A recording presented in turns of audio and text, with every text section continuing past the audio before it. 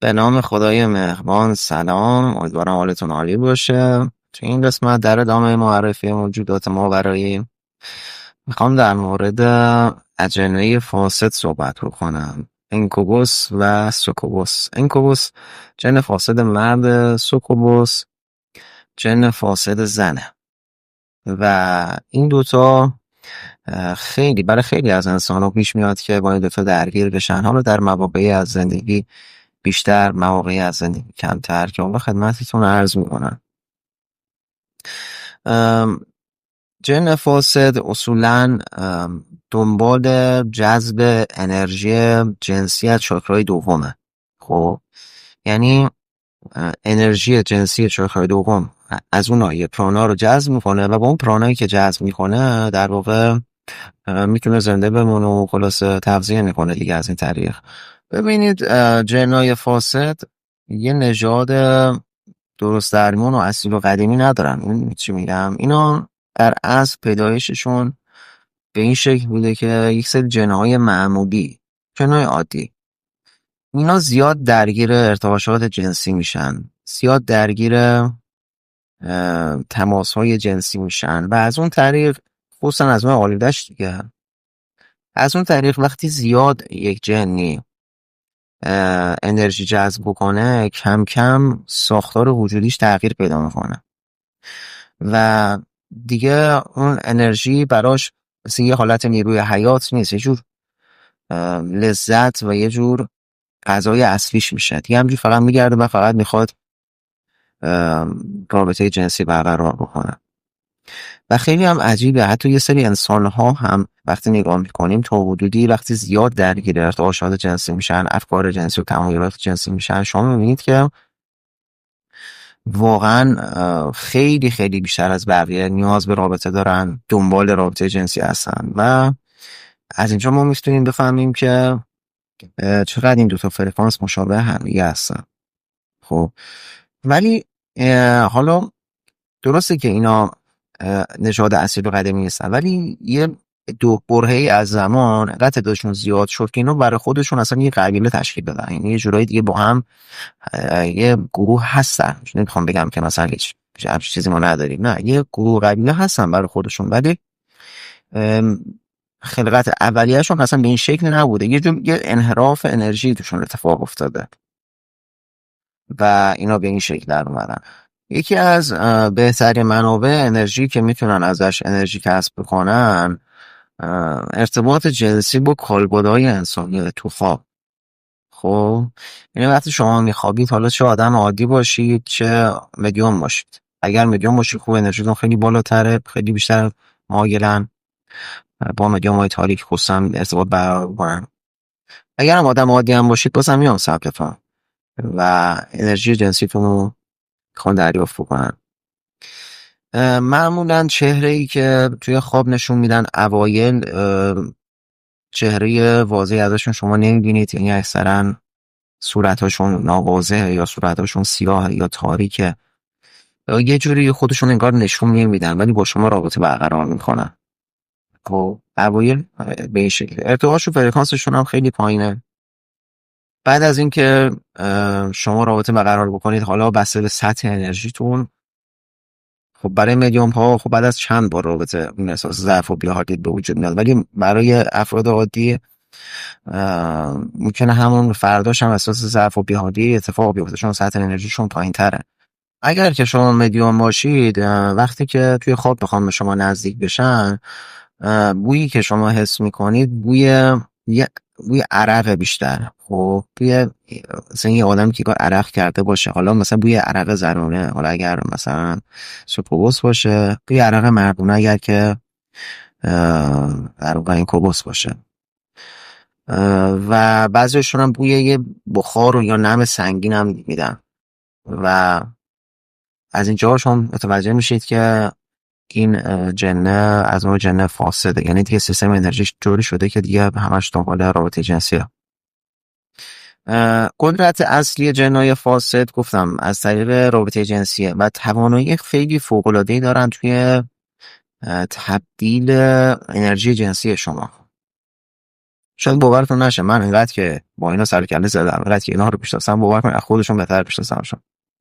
حالا چه روی خودم خیلی تلاش میکنم، چه روی دوستان و کسایی که توی مسیر سیر و سلوک هستن، یه دوره با اینا خلاصه دست و پنجه نرم میکنم، مگر اینکه حالا خیلی سنشون بالا باشه و انرژی جنسی چاکرای دومشون مثلا کم باشه، در حدی نباشه که بتونن بهره ببرن، چه مرد چه زنیش فرقی هم نمیکنه.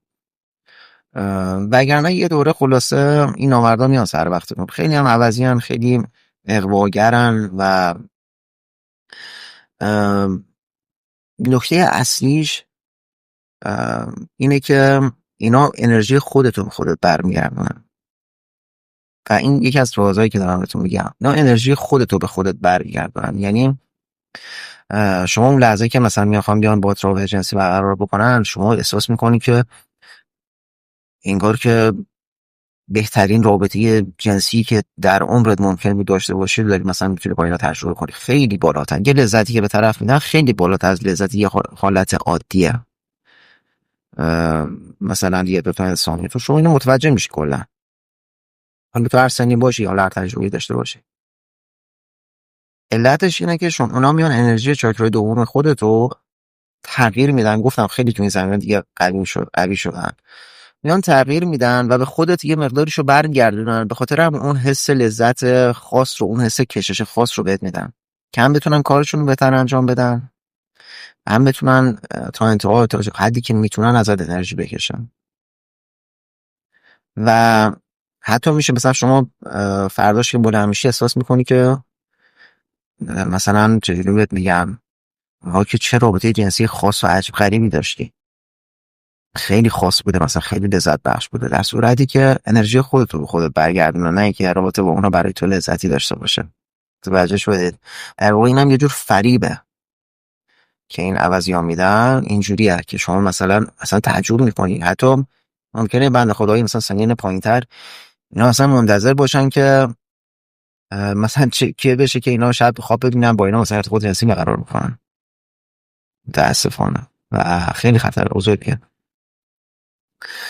اینا کلن انرژی، در واقع انرژی حس دادنشون به شما از انرژی پس خودتونه و انرژی که از شما میگیرن معمولا مثلا چیکار میکنن، میان تو خواب که اگر باشید اول میان مثلا یه دست میذاره روی جایت، یه دست میذاره، حالا فرق نمیکنه چه مردش باشه چه زنش باشه، مردا برای زنا، زنا برای مردا هستن دیگه، اینجوریه کلا. مثلا شما خانم هستی، یه مرد میاد مثلا یه دست میذاره رو اینجا، یا آقا هستی یه زن میاد دست میذاره اونجا.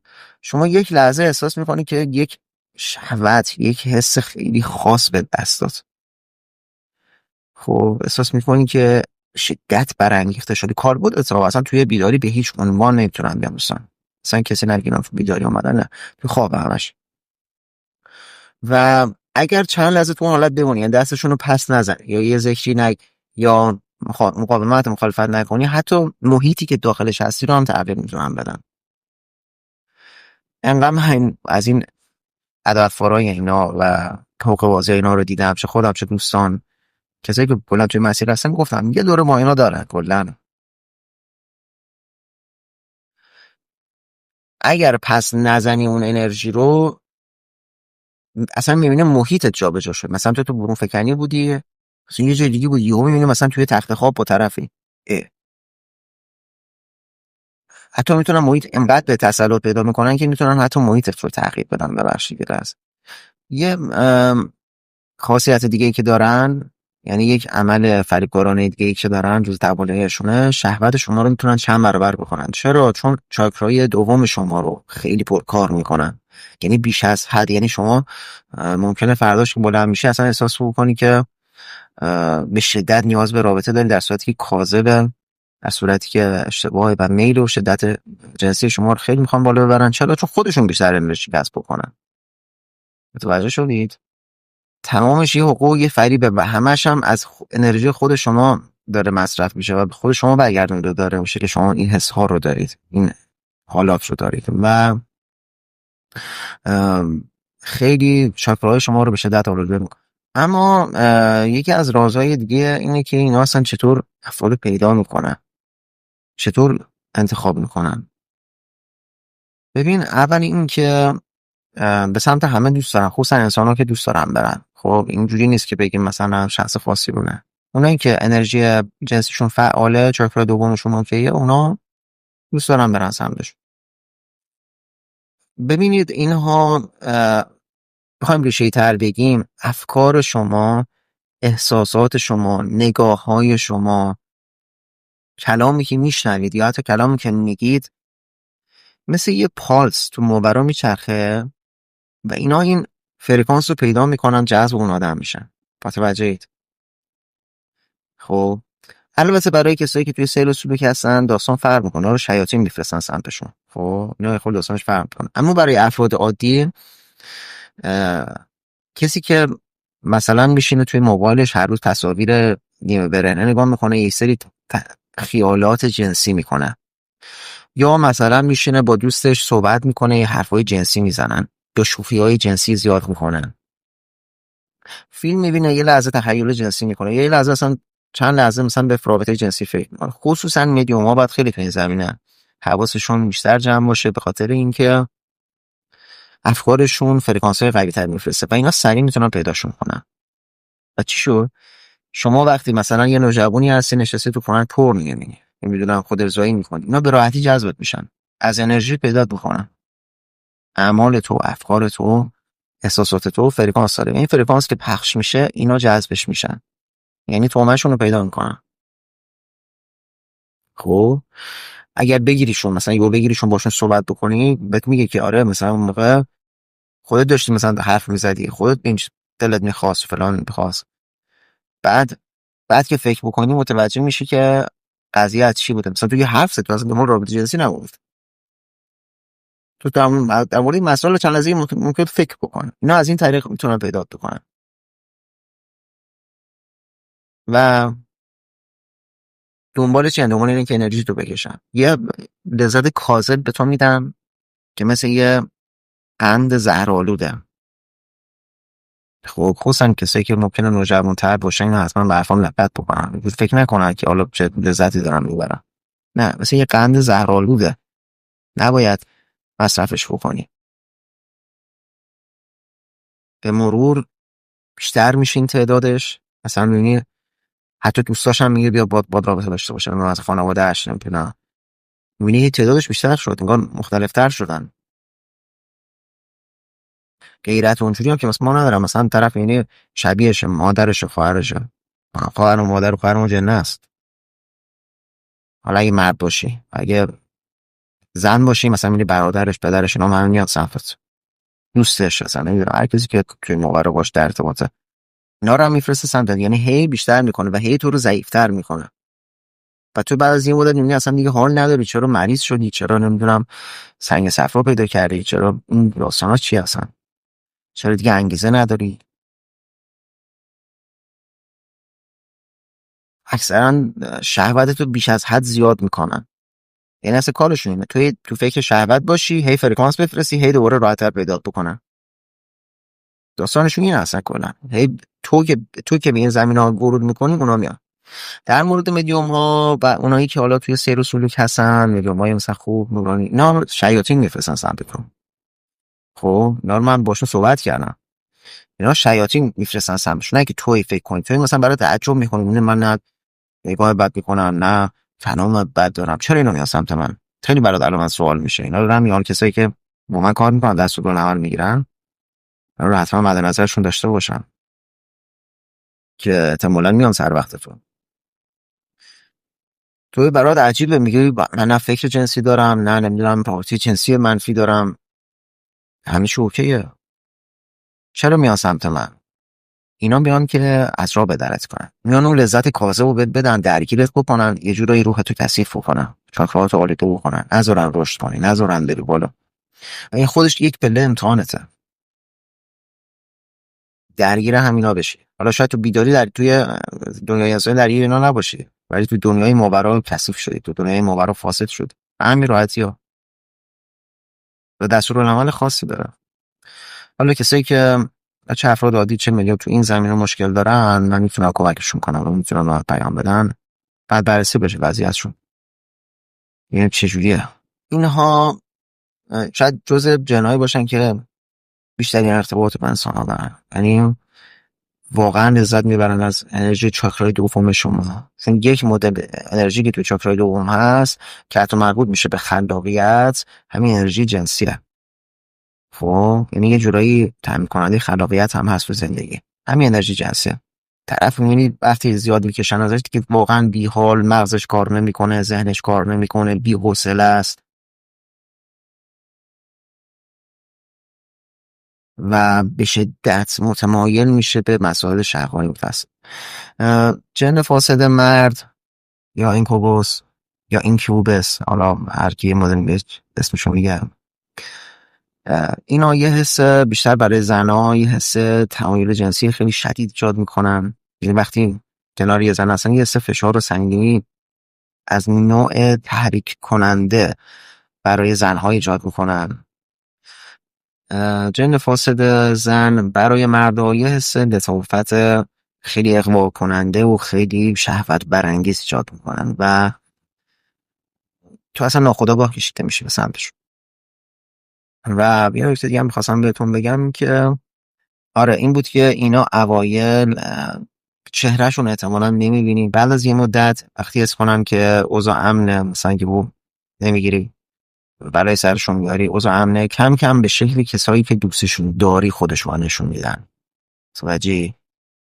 خیلی از آقایون یا خیلی از خانوما این خوابا، این مدل خوابا رو میرن، مثلا با یه کسی دختری رو دوست داشتی یا پسری رو عاشقش بودی، میبینی به شکل اون میاد توی خواب باد رابطه جنسی برقرار میکنه، تو فکر میکنی مثلا اونه و اینجوری حتی راحت‌تر هم گول میخوری. و بعد یه خورده که پله میره بالاتر، اینا برای اینکه انرژی کثیف‌تر بشه، برای اینکه بتونن یه انرژی بهتری، چون با انرژی هر چقدر کثیف‌تر بشه رابطه جنسی، اینا بیشتر دوست دارن.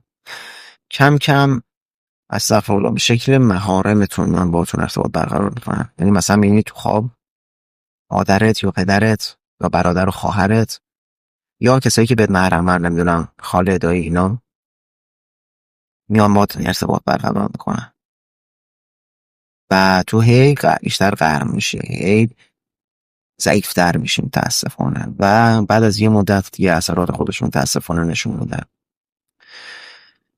ایشالله که تونسته باشم یه آشنایی خوبی در این زمینه بهتون داده باشم و حالا بازم سوالی داشته در خدمتتون هستم تا ایشالله قسمت بعدی. در پناه خداوند نور و صفا باشید. فعلا خدا نگهدارتون.